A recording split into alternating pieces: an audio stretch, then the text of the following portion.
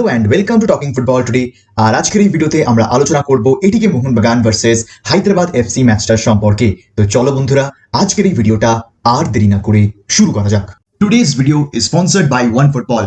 OneFootball is definitely the best football app out there in the market, and it's just absolutely free.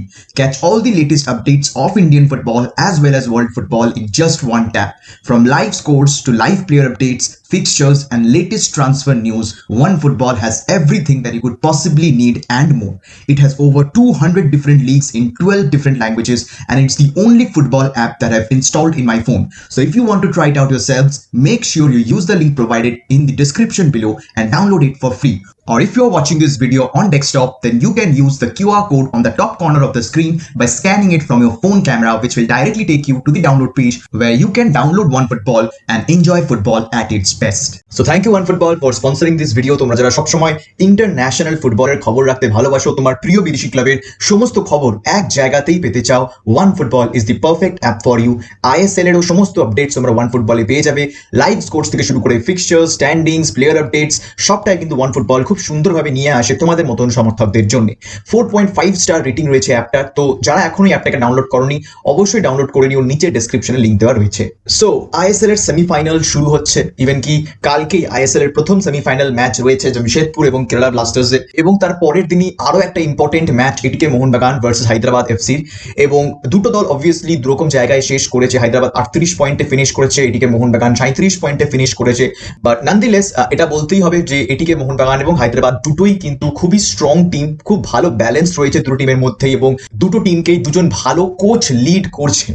ISL এইবার Hyderabad FC একবার draw করেছে এটিকে মোহনবাগানের এগেনস্টে, আর একবার হেরে গেছে তারা এটিকে মোহনবাগানের এগেনস্টে। এবং এখানে হেড টু হেড রেকর্ড এটিকে মোহনবাগানের ভালো থাকলেও semifinal is completely a different thing all together, because এখানে এটা একেবারে একটা সেপারেট টুর্নামেন্ট হিসেবে তোমরা দেখতে পারো, যেখানে ফাইনাল অব্দি যাওয়ার একটা ক্লাবের কাছে দুটো সুযোগ রয়েছে, এবং এই দুটো সুযোগই যে কোনো ক্লাব ভালোভাবে নেওয়ার চেষ্টা করবে। লিগ স্টেজে যা হয়েছে সেটা এখন ভুলে যাও, it's history now. Jamshedpur ISL league shield জিতে ফেলেছে, এটিকে মোহনবাগান ফাইনালসে গিয়ে হেরে গেল। বাট আই থিঙ্ক এটিকে মোহনবাগানকে সেখান থেকে বেরিয়ে আসতে হবে, and they have to pounce back in this ISL play off games, because ATK মোহনবাগানের জন্য অত্যন্ত ইম্পর্টেন্ট আইএসএল ট্রফিটা জেতা। বিকজ তারা যদি সেটা জিততে না পারে, তাহলে 2023-24-এর জন্য যে প্লে অফ স্পট থাকছে এই বছরের এসিএল বা এএফসি কাপ খেলার, সে কোনো স্পটই এটিকে মোহনবাগান পাবে না। তাদেরকে আবার সেটাকে অর্জন করতে হবে নেক্সট ইয়ারে গিয়ে। তো সেই কারণে নেক্সট ইয়ারের জন্য ফেলে রাখার থেকে আমার মনে হয় যে এটিকে মোহনবাগানও চাইবে যে এই বছর একটা নট অনলি ট্রফি জেতা, বাট অবভিয়াসলি একটা কন্টিনেন্টাল প্লে অফ স্পটও পাওয়া, বিকজ এটিকে মোহনবাগানের জন্য ট্রফিলেস সিজন যাওয়া মানে কিন্তু একটা ভীষণ খারাপ ব্যাপার। And specially the kind of team they have. ISL এর শুরুর দিক থেকে কিন্তু আমরা বারবার আলোচনা করে আসছিলাম যে এটিকে Mohun Bagan are going to B the favourites two win the ISL. But যত আইএসএল এগিয়েছে, এটিকে মোহনবাগানকে এখনই আমরা আর কিন্তু ফেভারিটস বলতে পারি না, বিকজ কম কোয়ালিটির টিম হলেও জামশেদপুর বা হায়দ্রাবাদ বা কেরালা ব্লাস্টার্স এরা কিন্তু অনেক ভালো ফাইট দিচ্ছে এবং অনেক ভালো খেলছে।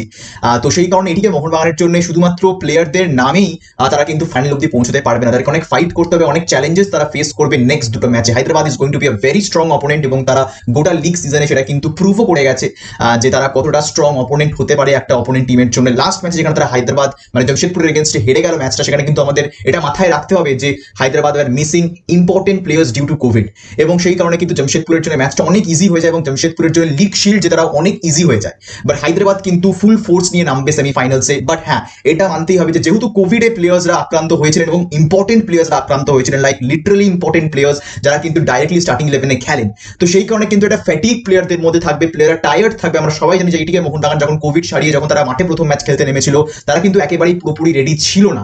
সেখানে হায়দ্রাবাদও কিন্তু একটা এরকমই সিচুয়েশন ফেস করবে ফার্স্ট লেগে। সেকেন্ড লেগের জন্য তারা কিন্তু প্রিপেয়ার্ড থাকবে, তারা কিন্তু অনেক ভালো জায়গায় থাকবে ফার্স্ট লেগের থেকে। তো সেই কারণে এটিকে মোহনবাগানের অত্যন্ত প্রয়োজন ফার্স্ট লেগটা জেতা, এবং ভালো মার্জিনে জেতা, বিকজ হায়দ্রাবাদের এই সিচুয়েশনটার অ্যাডভান্টেজ যদি এটিকে মোহনবাগান ফার্স্ট লেগে না নিতে পারে, তাহলে কিন্তু ম্যাচটা সেকেন্ড লেগে আরো কঠিন হয়ে যাবে। ইভেন কি ফার্স্ট লেগেও ম্যাচটা কঠিন হবে, বাট অ্যাটলিস্ট এটিকে মোহনবাগানের জন্য কিন্তু কাজটা সেকেন্ড লেগের তুলনায় সহজ হতে পারে। Hyderabad they are a very good team, এবং ডিফেন্সিভলিও তারা ভীষণ সাউন্ড, এবং going forward obviously they are one of the highest scoring ISL teams. I think 41 goals করেছে তারা, অথবা 40+ গোলস করেছে, এরকম একটা কিছু। তো সেই কারণে হায়দ্রাবাদের দুটোই থ্রেট রয়েছে, ডিফেন্স এবং অফেন্স। তো সেই কারণে প্রপার ব্যালেন্স তাদের রয়েছে, এবং মাঝ মাঠে ভালো কন্ট্রোল নেওয়ার মতন জোয়াও ভিক্টরের মতন প্লেয়ার রয়েছে, যেটা কিন্তু এটিকে মোহনবাগানের সেরকম নেই। কাউকো বলো বা বুমু বলো, এরা কিন্তু অ্যাটাকিং প্লেয়ার্স, এরা কিন্তু সেই মাঝ মাঠে বল স্ন্যাচ করবে বা বল ডিস্ট্রিবিউট করবে, বা যখনই চারিপাশের প্লেয়াররা একটু প্রেসারে পড়বে they can easily give this ball to this midfielder, তিনি কিন্তু মাঝ মাঠের কন্ট্রোলটা আবার ফেরত নিয়ে দেবেন নিজেদের দিকে। তো এরকম প্লেয়ার যেরকম আমি ফর এক্সাম্পল বলছি এদু বেদিয়া বা আহমেদ জাহু, এই টাইপের প্লেয়ার কিন্তু এটিকে মোহনবাগানের নেই, because Carl McHugh is not properly that kind of an player. Okay আমরা প্রপার একজন সেন্টার ব্যাক ধরতে পারি যার মধ্যে কিন্তু ভালো লং রেঞ্জ পাস রাখার ক্যাপাবিলিটি রয়েছে, অনেকটা তিরির মতন, বাট ম্যাকিউকে সিডিএমও খেলানো হয় বিকজ ম্যাকিউ সেই পজিশনটা খেলতে পারে। বাট হায়দ্রাবাদ কিন্তু মাঝ মাঠের কন্ট্রোলটা খুব ইজিলি নিয়ে নিতে পারে এটিকে মোহনবাগানের তুলনায়, এবং সেখানে কিন্তু বিকজ দেখো হায়দ্রাবাদের আবার কামারার মতন প্লেয়ারও চলে এসছে, তো কামারাও কিন্তু অনেকটা ওই ইঞ্জিনের মতন, তো সেই জিনিসটা কিন্তু এটিকে মোহনবাগানকে সামলে রাখতে হবে, because Hyderabad is not going to give any space to ATK Mohun Bagan players, because তারা জানে যে এটিকে মোহনবাগান একটা সেটব্যাক ফেস করেছে আইএসএল লিগ ফাইনালে, এবং সেখানে একটা মোরালি প্লেয়ার্সরা ডাউন থাকবে, এবং এই মোরালটা কিভাবে জুয়ান ফেরান্ডো আবার কি বলবো জাগিয়ে তোলেন, তো সেটা কিন্তু একটা ইন্টারেস্টিং দেখার বিষয় হবে, because the players need to forget what happened in the ISL league final and have to focus on the play offs games if they want to win the ISL trophy. পরপর দুটো season এটিকে মোহনবাগান কিন্তু একদম কাছের থেকে trophy হারিয়ে যেতে দেখেছে দুবার, আগের বছর একবার লিগ শিল্ড ফাইনাল এবং একবার আইএসএল ফাইনালে, এই বছরও আইএসএল লিগ শিল্ড ফাইনাল তারা চোখের সামনে থেকে অপোনেন্টকে ট্রফি নিয়ে যেতে দেখে, তো সেই কারণে আরো একটা মরশুম যদি দুখানা পরপর ট্রফি হাতের সামনে থেকে এটিকে মোহনবাগানের বেরিয়ে যায় then it will be a disaster. একেবারেই কিন্তু আমার মনে হয় না যে কোচিং স্টাফ থেকে প্লেয়ার্সরা কেউই এটাকে বিশ্বাসই করতে পারবেন, ইট উইল ফিল আনরিয়াল যে চার বার এত কাছ থেকে এসে এটিকে মোহনবাগান কোনো ট্রফি পেল না। তো সেই কারণে হায়দ্রাবাদ ম্যাচের এগেইনস্টে একটা স্ট্রং স্টার্ট অত্যন্ত প্রয়োজন এটিকে মোহনবাগানের, এবং আমি আগেও আলোচনা করেছি এটা যে এটিকে মোহনবাগানের একবার যদি উইং প্লে আটকে যায় তারপর এটিকে মোহনবাগান কি করবে সেটা কিন্তু তারা নিজেরাও ফিগার আউট করতে পারছে না, এবং মানভীর এবং লিস্টনকে যখনই খুব ভালো করে মার্ক করে নিচ্ছে অপোনেন্টের প্লেয়ার্সরা তারপর থেকেই কিন্তু সেই ওপেন ক্রিয়েটিভ চান্সেস গুলো এটিকে মোহনবাগান আর সেরকম ভাবে এক্সপ্লয়েট করতে পারছে না বা সেই জায়গায় পৌঁছতে পারছে না, মাঝ মাঠেই কিন্তু এটিকে মোহনবাগানের অ্যাটাক আটকে যাচ্ছে। তো সেই জন্য ইট ইজ ভেরি ইম্পর্টেন্ট যে এটিকে Mohun Bagan comes up with a plan, যে বাই চান্স যদি এটা হয় তাহলে সেই ক্ষেত্রে কিভাবে এটিকে মোহনবাগান আরো ভালো করে হায়দ্রাবাদের ডিফেন্সকে এক্সপ্লয়েট করতে পারে। আদারওয়াইজ কিন্তু হায়দ্রাবাদের ডিফেন্স একবার যদি এটিকে মোহনবাগানের অ্যাটাককে শাটডাউন করে দেয় তাহলে কিন্তু এটিকে মোহনবাগানের জন্য হায়দ্রাবাদ ডিফেন্সকে ভেদ করা ডিফিকাল্ট হয়ে যাবে, এবং সেখানে হায়দ্রাবাদের ডিফেন্স কিছু না কিছু ভাবে কিন্তু অনেকগুলো অপোনেন্টের এগেনস্টেই তারা কিন্তু গোল বার করতে পেরেছে, এবং 41খানা গোল করা কিন্তু কোনো চারটিখানি ব্যাপার নয়।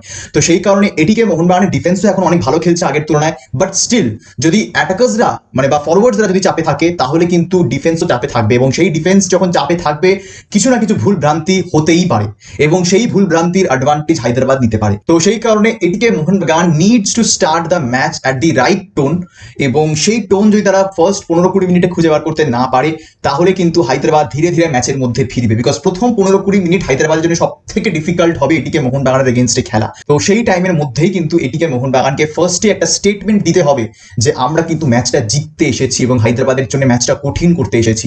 তো সেই কারণে Hyderabad will be coming out with full force, because তারা অলরেডি লিগ শিল্ড হেরে গেছে এবং সেটা নিয়ে তারা অত্যন্ত দুঃখিত, বিকজ এটা তারা নিজেদের দোষে হারেনি, কোভিডের জন্য বলতে পারি আমরা যে হায়দ্রাবাদের একটা ভালো চান্স ছিল লিগ শিল্ড জেতার সেটা তারা হাতছাড়া করেছে।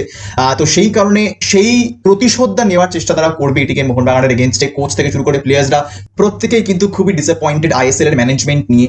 তো সেই কারণে বার্থোলোমিউ ওগবেচের মতন প্লেয়ার্সদের বা কাইনিজের মতন প্লেয়ারদের কিভাবে এটিকে মোহনবাগান ডিফেন্স আটকায় সেটা একটা দেখার বিষয় হবে। এরই সাথে এটাও দেখতে হবে যে এটিকে মোহনবাগান কি ফরেন লাইন আপ নিয়ে নামে, বিকজ বুমু ফিরতে পারেন হায়দ্রাবাদ ম্যাচে, তিনি অলরেডি প্র্যাকটিস করা শুরু করে দিয়েছেন। তো সেই কারণে মাঝ মাঠে ডমিনেন্স বাড়ানোর জন্য কি একটা বুমু এবং কাউকুকে একসাথে জুড়ে দেওয়া যায়, সামনে আপফ্রন্টে কৃষ্ণাকে রেখে তাহলে একটা সিডিএম পজিশনে লেনি এবং দীপক দুজনকে একসাথে খেলাতে হবে, which I think is something that এটিকে মোহনবাগান ক্যান ডু। বাট যদি ডিফেন্স আরো স্ট্রং করতে হয় তাহলে ম্যাকিউর মতন একজন প্লেয়ারের কিন্তু প্রয়োজন এটিকে মোহনবাগানের সিডিএম পজিশনে, তখন কিন্তু আই থিঙ্ক বুমু বেঞ্চ থেকে শুরু করতে পারেন, বিকজ কাউকু হ্যাজ বিন এক্সেপশনাল এবং তাকে বেঞ্চ করা এই মুহূর্তে কোনো দরকারই নেই।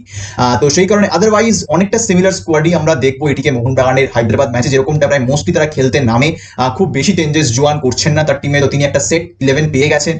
তো সেই কারণে এই 11 প্লেয়ার্সদেরকে নিয়ে জুয়ান ফেরান্ডো কি ম্যাজিক ক্রিয়েট করতে পারেন হায়দ্রাবাদের এগেনস্টে সেটাই কিন্তু একটা দেখার বিষয় হবে। হায়দ্রাবাদ কিরকম ভাবে কোভিড থেকে ওভারকাম করে এই চ্যালেঞ্জটাকে ফেস করে সেটাও কিন্তু একটা দেখার বিষয় হবে। Overall it will be an exciting fixture to watch এবং important fixture, because first leg দুটো ক্লাবই চাইবে একটা স্টেটমেন্ট দেওয়ার, দুটো ক্লাবই চাইবে 1-2 গোলের লিড নিয়ে মাঠ ছাড়তে। তো সেই কারণে অবশ্যই তোমরা জানি যে তোমরা কি এক্সপেক্ট করছো এই ম্যাচটা থেকে, তোমাদের কি প্রেডিকশন আমার কমেন্ট সেকশনে জানাতে কিন্তু একদম ভুলো না। যদি ভিডিওটা ভালো লেগে থাকে তাহলে লাইক এবং শেয়ার অবশ্যই করে দিও, আর যারা প্রথমবার এসেছো এই চ্যানেলে এবং এখনো এই চ্যানেলটাকে সাবস্ক্রাইব করোনি কিসের ওয়েট করছো, অবশ্যই সাবস্ক্রাইব করে নিও এরকম ডেইলি ইন্ডিয়ান ফুটবল আপডেট পাওয়ার জন্য। দেখা হবে তোমাদের সাথে পরের ভিডিওতে, আর এই ভিডিওটা দেখার জন্য তোমাদের সবাইকে জানাবো ধন্যবাদ।